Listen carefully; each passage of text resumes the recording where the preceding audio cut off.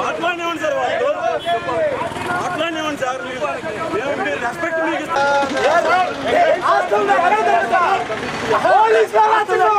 Sir. ఎందుకు sir arrest చేస్తారు చెప్పండి.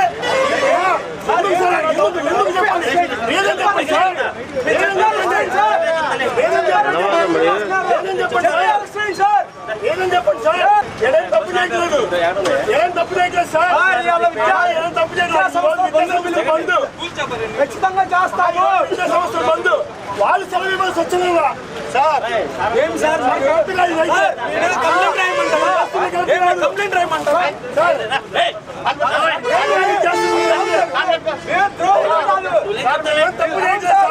అఖిల భారత విద్యార్థి సమైక్య ఏఐఎస్ఎఫ్ అదేవిధంగా మిగతా విద్యార్థి సంఘాలన్నీ కలిపి ఈరోజు రాష్ట్ర వ్యాప్త మరి అదేవిధంగా దేశవ్యాప్త విద్యాసంస్థల బంద్కి పిలుపునివ్వడం జరిగింది.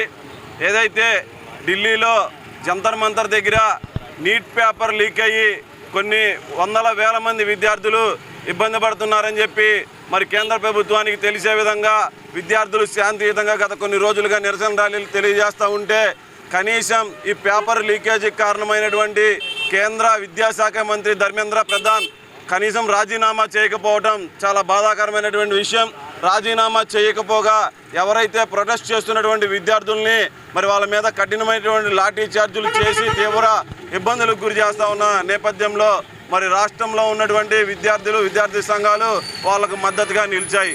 విద్యార్థి యొక్క తల్లిదండ్రులు ఒకటే ఆలోచించుకోవాలి, ఇది కేవలం నీట్ పేపర్ లీకేజ్ వల్ల కొంతమంది విద్యార్థులు మాత్రమే ఇబ్బంది పడ్డారని మీరు అనుకుంటే చాలా పొరపాటు చేసినట్టే.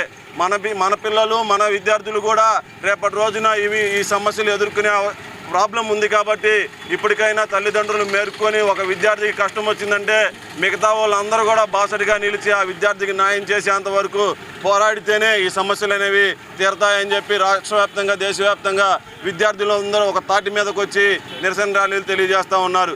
కేంద్ర ప్రభుత్వానికి ఈ సందర్భంగా ఒకటే హెచ్చరిస్తూ ఉన్నాం, మీరు విద్యార్థుల్ని లాఠీలకి తూటాలకి బలి చేయాలని మీరు అనుకుంటే విద్యార్థులు ఎవ్వరూ వెన్ను చూపి వెనక్కి నడవరని చెప్పి ఈ సందర్భంగా తెలియజేస్తూ ఉన్నాం. మీరు ఎన్ని లాఠీలు ఎన్ని తోటాలు అయితే విద్యార్థుల మీద ప్రయోగిస్తారో అంతకి 100 రెట్లు విద్యార్థులు ఉవ్వెత్తున ఎగసిపడే రోజు దగ్గర ఉంది. మీరు మీ ప్రభుత్వాలు వెంటనే వెనక్కి తగ్గి ఎవరైతే ఈ నీట్ పేపర్ లీకేజీకి కారణమైనటువంటి వ్యక్తులు ఉన్నారో వాళ్ళని వెంటనే శిక్షించండి. దానికి పూర్తి బాధ్యత వహిస్తూ ఎవరైతే కేంద్ర విద్యాశాఖ మంత్రి ఉన్నాడో ధర్మేంద్ర ప్రధాన్ వెంటనే రాజీనామా చేసి విద్యార్థుల తల్లిదండ్రులకు క్షమాపణ చెప్పాలని చెప్పి ఏఐఎస్ఎఫ్గా డిమాండ్ చేస్తూ ఉన్నాం. ఈరోజు తెనాలి నియోజకవర్గంలో విద్యార్థులు అందరం కలిసి ఏవైతే బంద్కు మద్దతు తెలియజేయాలనే ఒక విషయాన్ని వాళ్ళకి తెలియపరిచి బస్సులు ఆపి మరి విద్యా సంస్థల దగ్గరికి వెళ్ళి విద్యార్థులకి సమస్యలు తెలియజేసి బంద్కి సహకరించవలసిందిగా కోరుతూ ఉన్నాం.